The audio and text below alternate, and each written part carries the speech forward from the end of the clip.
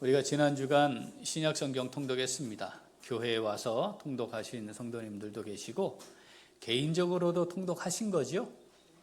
네, 세 분 계시네요.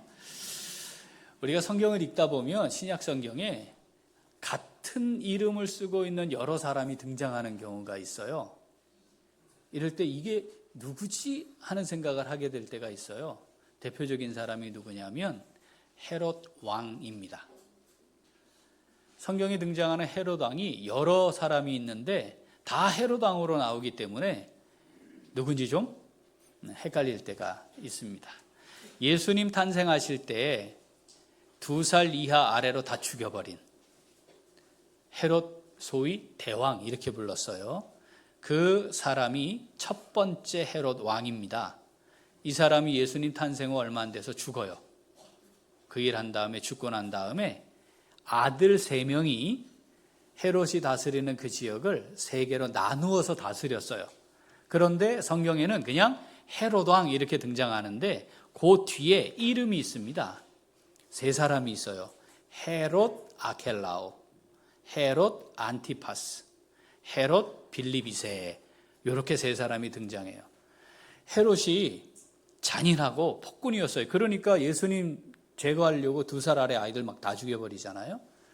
그런데 여기 아들이 많았는데 이 3명의 아들 외에도 아들이 있었는데 저게 날 죽이고 지가 왕 되려 할 거야 막 이런 생각 가져가지고 아들들을 죽입니다. 그 중에 아리스토블로스라고 하는 게 4세, 이름은 그래요. 아리스토블로스라고 하는 아들이 있었는데 그 아들을 죽이는 거예요. 근데 이 아리스토블로스가 아들이 하나 있었는데 이 아들을 피신을 시켜서 로마에서 살게 해요. 로마에서. 그 이 아들이 로마에서 컸어요. 로마에서 크면서 황제하고 아마 좋은 관계를 맺었나 봐요.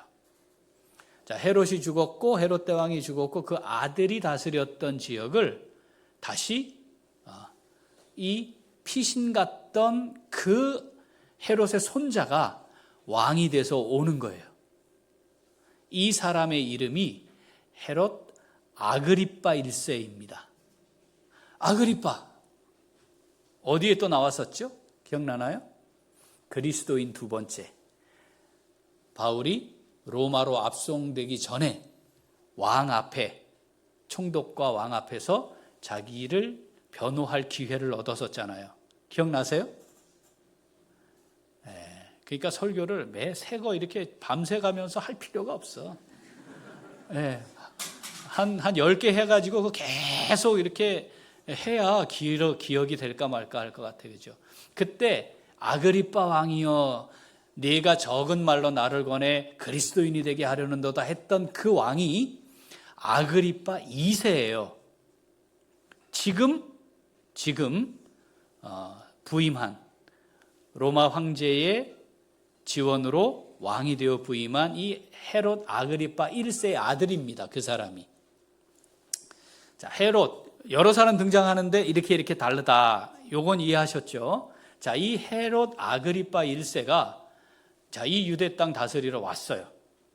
자, 그러면 빨리 장악해야 되죠. 왕은 어떤 생각을 하게 될까요? 어떻게 하면 내가 빨리 통치 권력을 확고히 할 수 있을까? 이 생각하게 되겠죠. 그 중에 자, 원래는 이스라엘 땅에 있지 않았고 헤롯의 3아들이 왕이 됐으니까 그 아들들이 왕위를 이어야 하는데 이미 죽임당한 아들의 아들 헤롯의 손자니까 이 왕 되는 게 쉽지 않았을 거 아니에요. 그런데 누구의 지원으로 됐다? 로마 황제의 지원으로 된 거예요. 그러면 이 사람은 왕이 되자마자 어떤 마음 가질까요? 황제에게 인정받아야 된다. 나를 왕으로 세운 것 잘했다. 이렇게 인정받아야 되겠다. 이런 생각할 수 있겠죠. 자, 그렇다면 자, 이곳에 왕으로 와서 어떻게 하면 통치 권력도 확실하게 하고 유대인들을 장악도 하고 황제의 마음에도 들까? 뭐 이런 생각할 수 있는 거죠. 방법이 생각난 거예요. 그게 뭐냐면 유대인들도 좋아하고 황제도 좋아할 일을 하면 되는 거예요. 그 공통분모를 가진 한 집단이 있었습니다. 유대인들이 증오하는 집단. 뭐죠? 예수의 잔당들. 이것들 제거해야 돼요. 사울이 한번 하긴 했는데 그때 없어진 줄 알았더니 여전히 있거든요. 유대인들은요, 하여튼 이것들을 없애버리고 싶은 거예요. 더구나 유대 지도자들이 그 일을 했으니까 요걸 해주면 그들과 좋은 관계를 맺을 수 있어요. 당연히 일하겠죠? 그리고 이 집단은 가만 보니까 황제 숭배를 거부해요. 황제를 숭배하지 않아요. 그런데 로마는 황제를 숭배하는 국가거든요. 황제 숭배를 거부하고 있는 것들, 그리고 유대인들이 증오하고 있는 것들, 이게 공통분모잖아요. 헤롯 아그리파 1세 뭐 하고 싶었을까요? 요걸 제거해버리고 싶었습니다. 자, 세계의 역사가 있어요. 세계의 역사가 흘러가고 있는 그 중간에, 그 안에 교회의 역사도 함께 흘러가고 있는 거죠. 하나님께서는 역사를 주관하세요. 그 말은 인류의 역사, 세계의 역사를 주관하시는데 그 사이에 뭐도 있는 거예요? 교회도 있는 거니까 교회의 역사도 이 큰 역사의 흐름 안에서 하나님이 주관해서 이끌어가고 계시는 겁니다.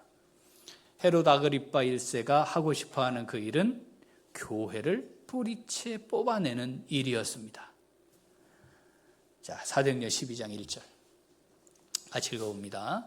그때에 헤롯 왕이 손을 들어 교회 중에서 몇 사람을 해하려 하여 요한의 형제 야고보를 칼로 죽이니. 이 일이 일어난 배경 이해하셨죠? 그 헤롯 아그리파 1세, 그 헤롯 왕이 이걸 한 거구나. 자, 남아있는 잔당들을 뿌리채 뽑아내는데 가장 효과적인 방법, 뭐부터 하면 될까요? 리더들을 제거하면 되는 겁니다. 우리가 지금 이스라엘과 하마스 간의 전쟁도 그렇고 계속 뭘 먼저 제거하려고 해요? 수장을 제거하려 하잖아요. 그러니까 헤롯 왕도 먼저 사도 중에 한 사람인 유력한 인물 야고보를 죽였어요. 그런데 한 사람만 죽인다고 되는 건 아니죠. 자, 가장 효과적으로 이 전당들을 뿌리채 뽑을 수 있는 방법은 뭘까? 그래서 이어서 일을 합니다. 자, 3절 4절 읽어보죠. 유대인들이 이 일을 기뻐하는 것을 보고 베드로도 잡으려 할새 때는 무교절 기간이라 잡음에 옥에 가두어 군인 넷씩인 네 패에 맡겨 지키고 6월절 후에 백성 앞에 끌어내고자 하더라. 아멘. 야고보 딱 죽이니까 유대인들이 기뻐해요. 지도자들이 이야 진짜 제대로 된 왕이 왔다. 얼마나 업됐겠어요. 그래, 자 이거다 하는 김에 확실히 하자 해서 이제 베드로를 잡은 거예요. 그럼 베드로를 죽이면 되잖아요. 그런데 죽이지 않습니다. 왜냐하면 당시가 뭐였다고요? 무교절 기간이었대요. 자, 무교절이 뭐 하는 절기죠? 자, 애굽에 10번째 재앙이 임했습니다. 뭐였죠? 장자가 죽는 거예요. 하나님께서 하나님 백성들에게 어린 양 피를 문 설주에 발라라. 그러면 죽음의 사자가 넘어갈 것이다. 그래서 그 피를 바른 집들은 죽음의 사자가 왔다가 그 피를 보고 넘어갔어요. 지나갔어요. 그 집은. 그 넘어가다, 지나가다 요 뜻이 유월이에요. 그러니까 지나간 절기예요. 넘어간 절기예요. 그게 절기가 된 거예요. 넘어가다, 지나가다. 자, 6월절은 장자의 죽음에서 하나님 말씀을 믿고 순종함으로 그 생명을 건짐받은 절기예요. 모든 사람들이 다 죽게 됐는데 그 어린 양의 피를 바른 집은 살아남았어요. 예수님이 그 피로 모든 믿는 자들을 구원하실 것을 예표하는 사건이죠. 그게 6월절이에요. 그 장자의 재앙이 이후에 이스라엘 백성들이 애굽에서 탈출합니다. 그죠? 급히 나온 거예요. 급히. 이제 나가라. 장자 죽으니까 바로가 나가라 해서 이제 나오니까 급히 나올 때 중간에 가다가 뭐 취사해서 음식 만들고 할 수가 없잖아요. 그러니까 어떻게 했죠? 상하지 않도록 무교병, 아무것도 넣지 않은 밀가루 반죽만으로 구운 빵, 그거를 들고 나와서 광야 기간 동안에 그걸 먹고 홍해를 건너고 들어가게 된 거죠. 무교병 맛있겠습니까? 아니요, 맛대가리 없어요. 이거 먹는 자체가 고통이에요. 그런데 생존해야 되니까 먹은 거죠. 그 기간 동안에 애굽에서 나와서 정말 맛없는 그 빵으로 우리가 살았는데 하나님이 우리를 살리셨다는 걸 기억하고 지키는 절기가 무교절입니다. 그러니까 유월절과 무교절이 붙어 있고요. 일주일 정도가 진행이 됐어요. 이건요, 다 같이 힘들고 고통스럽잖아요. 그죠? 그리고 하나님을 기억하는 때니까 이때 사람을 죽인다? 헤롯도 생각하기에 지금은 좀 피하는 게 좋겠다. 뭐 이런 겁니다. 그래서 야고보는 그냥 죽여버렸지만 베드로는 옥에 가둔 겁니다. 그때까지 시간을 기다렸다가 죽이려 한 겁니다. 자, 요렇게만 기록을 해놓으면 될 텐데 4절 말씀을 보면요, 자세한 기록이 한 줄 더 첨가되어 있어요. 우리 4절 읽었던 거 한 번 더 보여주실래요? 4절 읽어보죠. 잡음에 옥에 가두어 군인 넷식인 네 패에게 맡겨 지키고 유월절 후에 백성 앞에 끌어내고자 하더라. 넷식인 넷 패에 맡겨 지켰다. 아니 그냥 감옥에 놓고 지켰다 하면 될 일이지 왜 이걸 기록해 놓으셨을까요? 왜 우리에게 이걸 읽으라 하시는 걸까요? 자, 4명을 한 조로 해서 4조로 교대 근무하게 했다. 이런 거죠. 그죠? 4명씩 4교대니까 6시간씩 하면 하루를 맡았을 것이고, 이 말은 철통같이 감시했다 이 뜻이에요. 야, 이거 어떻게 손 쓸 방법이 없는 거구나. 이건 그냥 죽는 거네. 요런 상황에 놓이게 됐다. 요걸 표현해 놓은 겁니다. 자, 사도들만 남았던 예루살렘 교회 다 흩어져 버려서 겨우 명맥만 유지하고 있는데 이제는 중심된 사도들이 죽음 앞에 있게 된 겁니다. 예루살렘 교회는 이제 끝났어요. 그나마 남아있던 뿌리까지 다 뽑히게 되는 상황인 겁니다.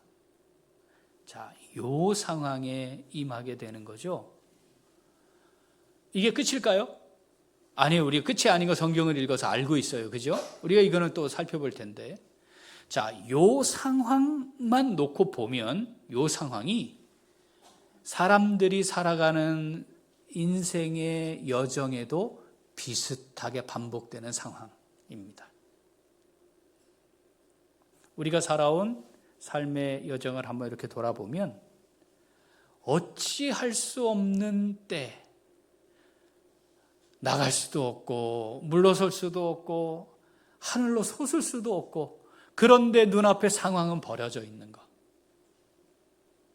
할 수도 없고 안 할 수도 없고, 그런데 상황은 지금 내 앞에 닥쳐 있고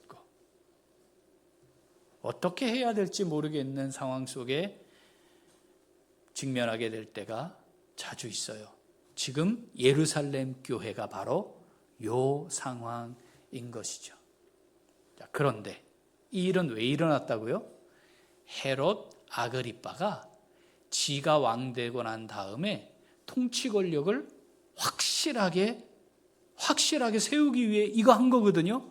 자, 그렇다면 하나님은 예루살렘 교회를 세우시기 위해 뭘 하셨나요? 아들을 죽였어요. 하나님이 자신의 생명을 희생했어요. 뭐 하려고 그랬다고요?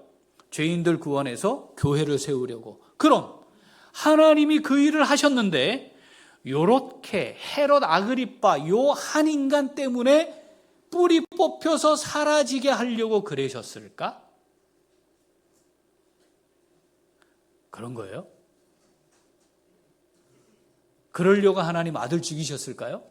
아니, 그렇지 않겠죠. 그렇지 않겠죠. 만약에 하나님 그럴 마음이었으면 사울이 그때 스데반 죽이고 토벌을 할 때 다 죽였지. 사울을 또 왜 건져서 구원해서 불러서 사도가 되게 해요? 그럴 일도 하지 않으셨겠죠. 다시 말하면 그림이 있으면 그 그림이 퍼즐로 이루어져 있어요. 전체 그림은 하나하나 퍼즐들로 맞추어서 그림이 그려져요. 근데 한 퍼즐만 딱 놓고 봤을 때 이게 전체 그림이 뭔지 알기 매우 어렵습니다. 퍼즐의 개수가 많을수록 훨씬 더 어렵습니다.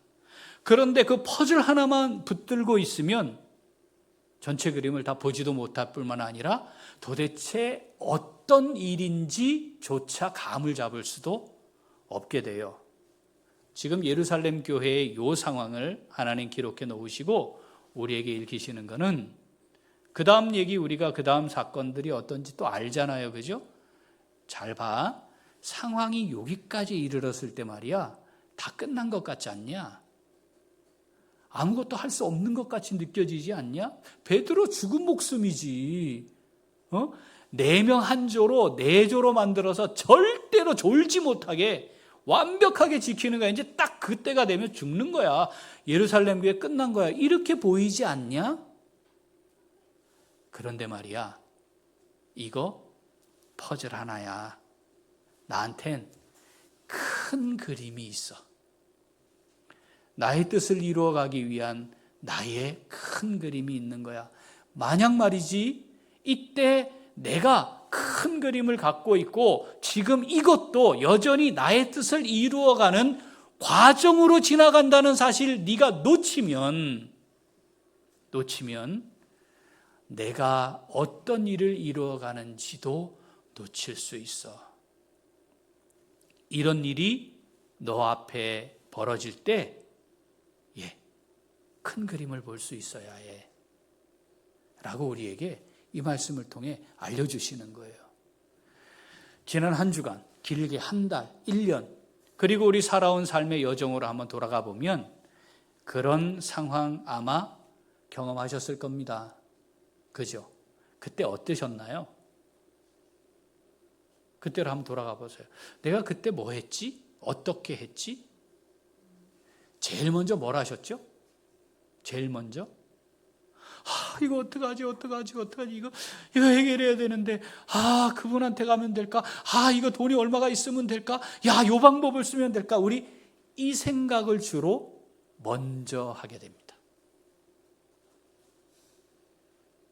그런데 하나님이 예루살렘 교회도 말이야, 요런 상황이 있었던 거야. 그런데 지금 내가 하고 있어. 너의 인생의 걸음, 너의 상황도 말이다. 그런 일이 발생할 거야, 벌어질 거야. 과거에도 그랬고, 어쩌면 지금 너희 그럴 수도 있고, 앞으로도 그럴 수 있어. 그때 말이다. 기억해. 내가 큰 그림을 그리고 있다는 것. 내가 지금 이 상황 가운데 내가 지금 이걸 주관하고 있다는 걸 기억해야 해. 여기에 그냥 빠져 들어가면 안 돼. 라고 우리에게 말씀하시는 겁니다. 예기치 못한 고난이 있을 수도 있고요. 고통 가운데 있기도 해요. 진짜 어떻게 할 방법이 없는 때가 이르기도 해요. 그런데 그때 우리는 이렇게 반응할 수 있어요. 왜 이런 일이 제게 있습니까? 왜 제게 이런 고난과 고통을 주세요? 하나님 너무 괴롭고 힘든데요. 왜 그러세요? 이렇게 반응할 수 있어요. 당연히 그럴 수 있습니다. 그런데 중요한 것은 그 순간에 딱 도달하게 될 때, 그 상황에 직면하게 될 때 한 걸음 뒤로 물러서서 내 앞에 보이는 퍼즐만 보지 말고 하나님, 그럼 이 퍼즐을 이용해서 어떤 그림 그려가고 계세요? 하나님, 제게 그걸 좀 볼 수 있게 해주세요. 하나님, 그거 깨달을 수 있게 해주세요. 라고 하는 자세를 가져야 한다는 것을 우리에게 말씀하시는 겁니다. 내가 지금 주관하고 있는 거야. 내가 여전히 너와 함께하고 있는 거야. 내가 지금 말이다, 이 과정을 넘어서서 내가 예비하고 있는 게 있어. 나를 좀 보면 안 되겠니? 나만 좀 보면 안 되겠니? 지금은 나에게 초점을 맞출 때인데 라고 우리에게 말씀하시는 거죠.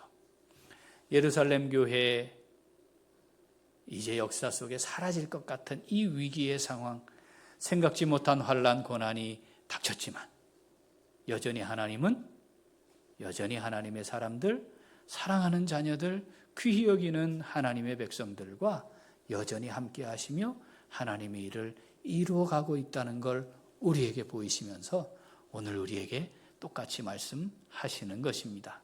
사랑하는 우리 귀한 식구들, 우리가 걸어가는 인생의 행보 때마다 여전히 하나님은 어떤 상황 속에서도 나와 함께하고 계시고 그 모든 걸 주관하고 계신다는 것 신뢰하며 우리의 걸음을 옮길 수 있기를 소원합니다. 퍼즐, 보이는 건 우리는 이거밖에 하나밖에 없지만 그러나 하나님은 멋진 그림 여전히 그리고 계시고 나를 인도해 가고 계신다는 것 믿음으로 신뢰하고 붙들고 하나님의 인도하심 따라 나아갈 수 있는 우리 모두가 될 수 있기를 소원합니다. 자, 오늘 이 말씀, 예루살렘 교회 이 상황 하나님이 이렇게 하셨구나. 뭘 하시는 걸까? 이 뒤에 하나님은 어떤 일을 하시려고 하시는 거였을까? 자, 이렇게 믿음으로 바라보는 성도들. 그럼 앞으로 우리의 삶에도 이런 상황들이 계속될 텐데 어떻게 해야 할까요? 우리 같이 읽습니다.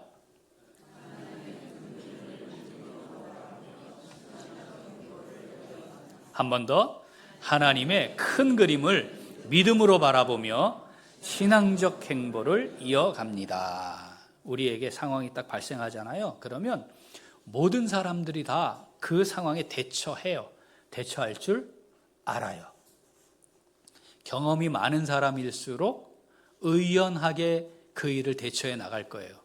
그죠? 네. 지식이나 견문이 넓거나, 그죠? 학식이 풍부한 사람들, 여러 사람들과 좋은 관계를 맺고 있고 힘도 있고 권력도 좀 활용할 수 있는 사람이라면 더 의연하게 그 일을 대처할지도 몰라요. 그런데 신앙적 행보가 아닐 수도 있습니다. 신앙적 행보를 이어가야 한다. 그것이 신앙생활의 여정이어야 한다. 그것은 대처하는 거는 어쩌면 비슷할지 모르는데 시작이 달라요. 시작은 신앙적 행보로 시작하는 것은요, 멈춰서 하나님을 보는 겁니다. 하나님께 초점을 맞추는 겁니다. 그리고 하나님께 묻고 아뢰고 하나님의 뜻을 구하고 걸음을 옮겨 놓는 겁니다.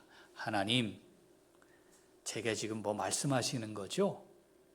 하나님, 지금 이 과정을 통해 하나님 뭔가 이루어 가실 게 있는 거죠? 하나님, 정말 괴롭고 고통스럽지만 그런데 하나님 절대 나에게 유익하지 않은 거는 안 하시는 분이니까 하나님 이 다음에 나를 위한 준비하신 유익한 게 있는 거죠. 하나님, 제가 너무 괴로워요. 너무 고통스러워요. 그런데 하나님 하시는 거죠. 하나님, 근데 제가 안 보여요. 잘 모르겠어요. 하나님 좀 보여주세요. 이걸로 시작하고 발을 옮기는 것이 신앙적 행보입니다. 어떻게 대처해야 할까? 그건 어쩌면 과정이 비슷할지도 몰라요. 그런데 시작은 하나님이어야 한다는 거죠. 하나님 그림 그려놓으신 거잖아요. 하나님, 제가 요 퍼즐 하나에 매이지 않게 해주세요.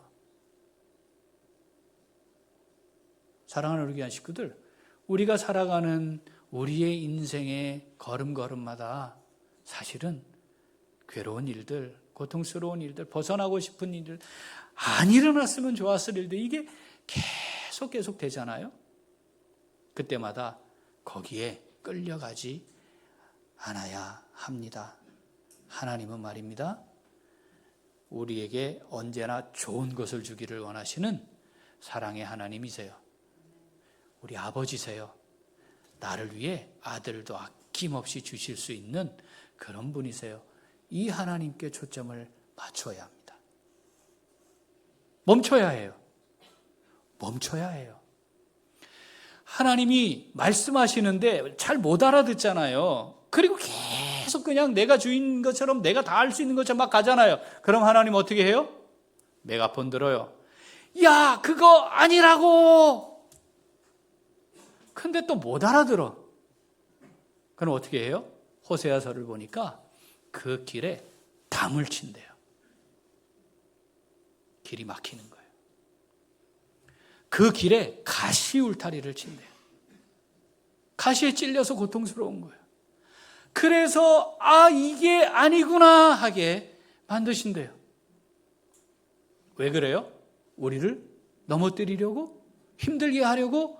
고난받게 하려고? 고통스럽게 하려고? 그래서 결국은 죽이려고? 아니에요. 뭐죠? 멈추게 하시려고. 잠깐 멈추게 하시려고. 하나님께서 하시는 말씀을 들을 수 있게 하시려고 그렇게 하신다는 거죠. 우리의 삶의 여정 속에 하나님은 고난과 고통, 환난, 어려움, 고됨 이런 것들로 함께 하세요. 하나님이 말입니다. 고난과 고통을 아주 선한 도구로 사용하세요. 고통과 고난이 없이 좀 사용하시면 안 되나? 근데 하나님이 그렇게 하시겠다니 하나님 그거 바꾸세요 할 수는 없는 노릇이고요. 그렇죠? 하나님이 그렇게 하신다는 걸 우리가 믿음으로 받아들이는 것이 중요합니다. 하나님이 고난과 고통을 선한 도구로 사용하셔서 우리에게 유익이 있게 하세요. 이게 성경 전체에 있는 하나님 말씀입니다. 자, 우리 한번 같이 읽어보겠습니다. 주보에도 있는데 여러분 이거 읽고 이 말씀들 마음에 잘 새기면 좋을 것 같아요. 자, 첫째, 같이 읽습니다. 하나님께서 주시는 위로를 경험함으로 환난 중에 있는 자들을 능히 위로할 수 있는 능력을 지니게 됩니다. 우리가 고난과 고통 가운데 환난 가운데 있을 때 하나님 위로하시거든요. 그 위로를 경험케 하세요. 그러면 왜 그렇게 하시느냐 하면 다른 사람의 환난을 이제 돌아볼 수 있는 거예요. 그거 아닌 사람들은요, 또 이 되지도 않는 머리 가지고 막 지적하고 비판하고 비난하는 짓 할 거거든요. 그 하나님이 어떻게 하세요? 환난 중에 있게 하는 거예요. 경험하잖아요. 하나님의 위로가 이렇게 임하는구나. 그러면 다른 사람, 환난 중에 있는 사람들을 보면 이제 위로할 수 있어요. 그렇죠. 얼마나 고되고 힘드십니까? 하나님의 위로가 있습니다. 그 위로를 전하는 거예요. 자, 이게 오늘 우리가 읽은 고린도후서 1장 4절입니다. 같이 한번 읽어보겠습니다. 우리의 모든 환난 중에서 우리를 위로하사 우리로 하여금 하나님께 받는 위로로서 모든 환난 중에 있는 자들을 능히 위로하게 하시는 이시로다. 아멘. 누가? 하나님이. 자, 둘째. 하나님의 말씀을 더 깊이 깨닫고 묵상하며 살아가는 복을 누리게 됩니다. 고난을 당하면요, 하나님께 엎드리게 돼 있어요. 고통 가운데 있을 때 하나님께 엎드리게 될 때, 하나님의 뜻을 구할 때 하나님이 우리에게 말씀을 주세요. 이게 얼마나 귀한지 몰라요. 하나님의 뜻을 밝히 깨달아 알게 되는 거거든요. 그렇게 깨달아져 알게 된 하나님의 말씀은요, 죽을 때까지 이 마음에 새겨지게 돼 있어요. 시편 119편 71절 읽어봅니다. 고난당한 것이 내게 유익이라 이로 말미암아 내가 주의 율례들을 배우게 되었나이다. 아멘. 자, 셋째. 하나님을 인격적으로 더 깊이 만나게 됩니다. 하나님을 깊이 만나는 거. 자, 우리가 사람들 사이의 관계도 그래요. 주일날 예배드리고 우리 이제 성경 읽고 인사하잖아요. 사랑합니다. 반갑습니다. 아유, 오셨네요. 그리고 다시 만나지 않고 다음 주에 또 만나서 얼굴 보면 깊은 관계를 맺을 수가 없어요. 그죠? 그런데 여행을 두 사람이 같이 하게 됐다. 그럼 굉장히 깊은 관계가 형성됩니다. 왜냐하면 둘만 있는 시간을 어쩔 수 없이 보내게 되니까. 하나님과의 관계도 그렇습니다. 우리 되게 바쁘죠? 엄청 바쁘잖아요. 잠잘 시간도 별로 없죠? 그러니까 성경 통독하는 자리에 올 수도 없지. 얼마나 바쁜데. 하나님 알아요, 우리를. 그러면 야, 도저히 이제 너 도저히 이제는 안 되겠다. 그럼 어떻게 하실까요? 하나님 말씀에 집중하게 만드시겠죠? 그건 뭐예요? 우리를 살리는 겁니다. 우리를 다시 세우는 겁니다. 그 과정과 방법은 어떠하든지 하나님이 우리에게 정말 말씀하시는 것을 정말 제대로 듣고 하나님과 깊이 만나주시는 그 시간을 가지시는 겁니다. 그러니까 사실 우리에게 큰 은혜이고 유익이죠. 욥기 42장 5절 읽어보겠습니다. 내가 주께 대하여 귀로 듣기만 하여사오나 이제는 눈으로 주를 배움나이다. 아멘. 욥이 그 고통, 우리가 상상할 수도 없는 고통 가운데 있지 않았습니까? 욥보다 더한 고통 받은 사람 있으면 나와보세요. 없어요. 살펴보세요. 있을까요? 사실 그럴 수 없어요. 그렇잖아요. 모든 고통, 받을 수 있는 모든 고통을 사실은 다 받은 사람인데 그가 하나님 앞에 의인이었어요. 그런데 그의 그 고통이 지난 후에 그 고통의 끝에 고백은 하나님, 지금까지는 말씀으로 들었는데 이제 하나님 만났어요. 이제는 하나님을 만나는 삶을 살게 되었습니다. 이 고백하는 거죠. 정말 크고 놀라운 하나님이 주시는 은혜입니다. 자, 넷째, 영원한 하나님의 나라를 바라보며 언제든지 이 땅의 삶을 정리할 준비를 하고 살아가게 됩니다. 여러분, 우리 정리해야 해요. 언제예요? 내가 정한 때예요? 아니에요. 하나님이 정하신 때예요. 그게 언제일지 몰라요. 그러니까 우리 하나님 앞에 서게 될 거고 결산하게 될 건데 그때가 있음을 언제 알게 돼요? 이 땅의 것들 막 움켜쥐고 막 그냥 바들바들 떨며 이거 안 놓으려고 했던 거 놓게 될 때. 이게 아무것도 아니었구나. 이거 하나님이 내게 주시는 은혜였구나. 이거 알게 될 때예요. 제가 한번 말씀드렸는데 북구에 계시는 목사님 교회 개척하셔가지고 규모 교회를 이루어서 그랬어요. 근데 이분이 수년 전에 암 판정을 받으시고 수술을 받게 된 거예요.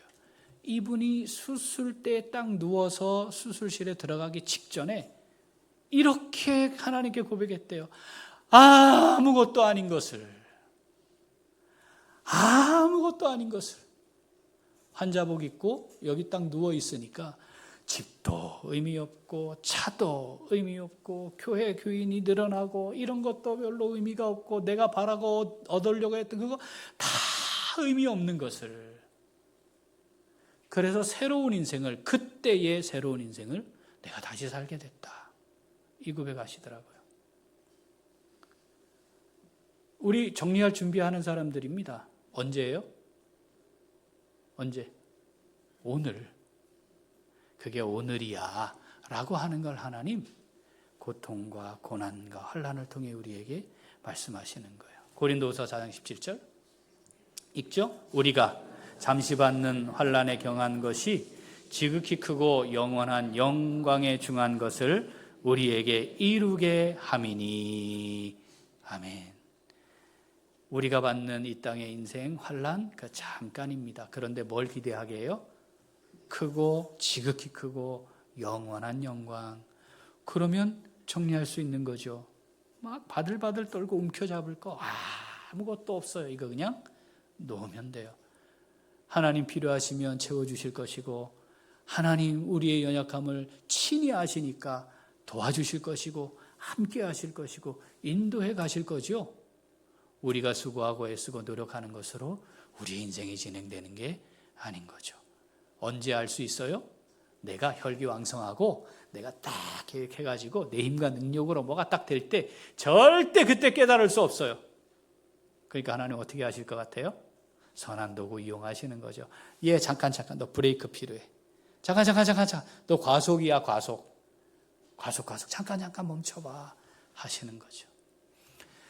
예루살렘 교회가 뿌리채 뽑힐 것 같은 이 상황에 놓이게 된 거 어떻게 하나님 이루실 수 있어? 교회를 아니 사도들을 그렇게 무자비하게 죽이는 저 헤롯 같은 저놈을 하나님 제거하셔야지 왜 교회를 이런 상황에 몰고 가시는 거야?